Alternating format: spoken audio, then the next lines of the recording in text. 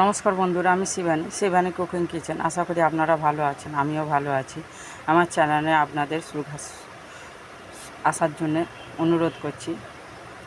তো আজকের একটা আপনাদের রেসিপি দেখাতে যাচ্ছি, বিয়েবাড়ির রেসিপি।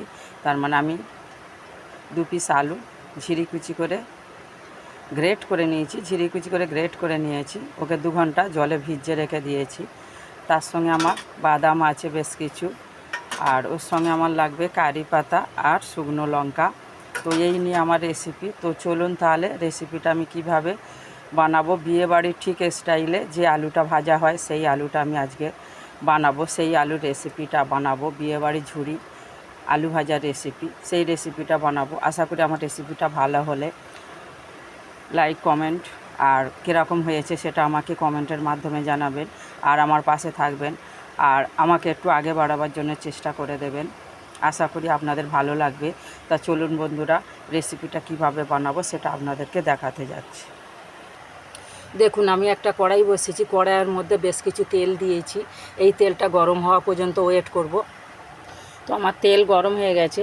এরপরে আমি কিছু আলু ওতে অ্যাড করে দিচ্ছি।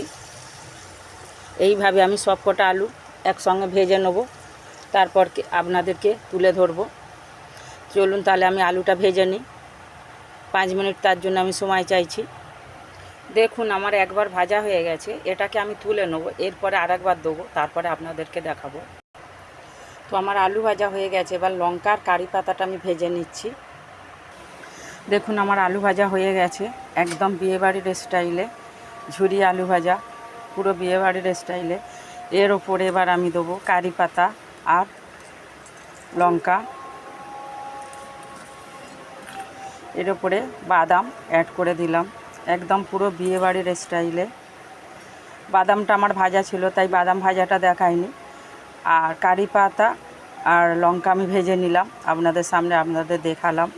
তো দেখুন, আমার এই রেসিপিটা যদি ভালো হয় তো আমার পাশে থাকবেন, কমেন্ট করবেন, জানাবেন কিভাবে বিয়েবাড়ি ঝুরি আলু ভাজা হয়। আপনারা দেখে নিয়েছেন, এইভাবে বিয়েবাড়ি ঝুরি আলু ভাজা বানাবেন, আর আমাকে কমেন্টের মাধ্যমে জানাবেন ঠিক বিয়েবাড়ির ঝুরির আলু ভাজা হয়েছে কি না। যদি ভুল হয় আপনাকে বলবেন, এতে আর কী পড়বে, আর যদি ঠিক হয় আমাকে কমেন্টের মাধ্যমে জানাবেন। একদম বিয়েবাড়ির স্টাইলে বানিয়েছি বিয়েবাড়ির ঝুরি আলু ভাজা। তো আপনারা পারলে ঠিক এইভাবে বানাবেন আর আমাকে জানাবেন। নমস্কার বন্ধুরা, আবার আসবো কোনদিন নতুন কোনো ভিডিও নিয়ে।